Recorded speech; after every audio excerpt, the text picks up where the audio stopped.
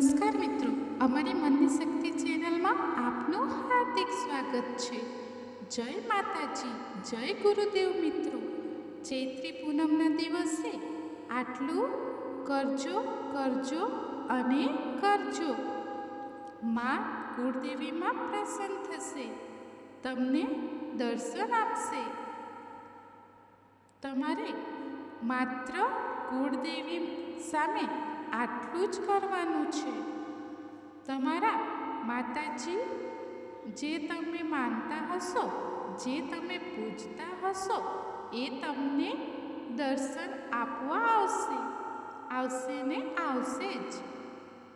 તમારે ચૈત્રી પૂનમના દિવસે માતાજીના જે મઢ હોય છે, જે મંદિર હોય, એ જગ્યાએ જઈ હાથમાં શ્રીફળ લઈ માતાજીને જે ભોગ પ્રસાદ ચડાવવાના હોય એ લઈ માતાજીનો 9 દીવો કરીને, એમના અગરબત્તી કરીને એમને તમે જે ભાવથી જે પ્રસાદ ચડાવવાના હોય એ લઈ અને હાથમાં શ્રીફળ લઈ તમારે માતાજીને, તમારા કુળદેવી માને મનથી સાચા હૃદયના ભાવથી સ્મરણ કરવાનું છે।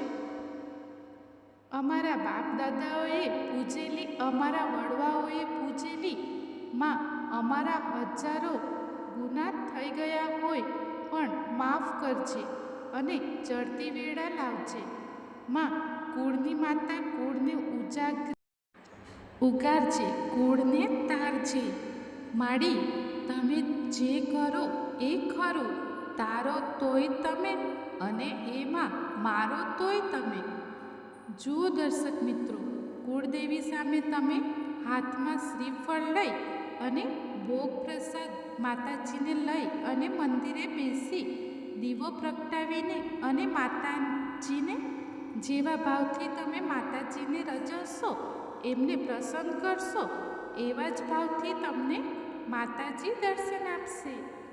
જેવો ભાવ એટલે કે કેવો નિસ્વાર્થ ભાવ, તમારા ભલાનો, તમારા કુટુંબજનોના ભલાનો, તમારા પરિવારજનોના ભલાનો, પણ મનમાં ઈર્ષા, અદેખાઈ, કોઈ કપટ, કોઈ છળ કપટ કે જૂઠ એવું ન હોવું જોઈએ। માત્ર ને માત્ર બધાનું ભલું થાય અને એવા ભાવથી માં કુળદેવીમાં તમે દર્શન આપજો કે અમારા કુળને બધાનું ભલું કરજો, બધાને સદબુદ્ધિ આપજો, બધા હળીમળીને રહે, એકતા સાથે સંપ રાખે, ધંધો વેપાર સારો ચાલે, દુશ્મનો દૂર રહે અને અમારા કંઈ પણ ગુનાહ થઈ ગયા હોય તો દેવી માફ કરજો। માતાજીને તમે જે કંઈ ભાવથી પ્રાર્થના કરશો, જેવો તમારો ભાવ હશે એવા જ તમને માતાજી દર્શન આપશે। કારણ આપણે કહેવા છીએ એ જગત જાણે છે અને દુનિયા છે, દર્પણ છે, એટલે આપણે કઈ રીતે જીવન જીવવું, કઈ રીતે રહેણી કહેણી રાખવી એ આપણા પર નિર્ધારિત રહે છે। એટલે આપણે જેવા છીએ એવા જ ભાવથી માતાજીને સાચા હૃદયના ભાવથી બધાનું ભલું થાય એવી પ્રાર્થના કરજો અને એ શ્રીફળ અને એ પ્રસાદ માતાજીને ધરાવજો। માતાજી તમારા પર ખૂબ જ પ્રસન્ન થશે અને તમને સપનામાં આવીને દર્શન આપશે। બસ દર્શક મિત્રો, આટલું જ તમે ચૈત્ર પૂનમના દિવસે કરજો, 100% જીવનમાં સફળતા મળશે અને દુઃખનું નિવારણ થશે। જે કંઈ ભૂલ થઈ ગઈ હશે તે માફ કરશે માતાજી। અને તમે કોઈ પણ કાર્ય કરો તે ધર્મનું કરજો, કોઈને મદદ કરજો, કોઈ એવું કાર્ય કરજો ધર્મનું કે જેથી તમારું નામ સારા ઉપયોગી કાર્યમાં લેવાય અને જગત તમને યાદ રાખે।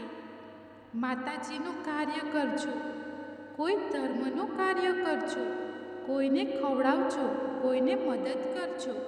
બસ આવી તમે એક ધર્મના કાર્યમાં રહેશો તો તમારું જીવન સફળ થઈ જશે।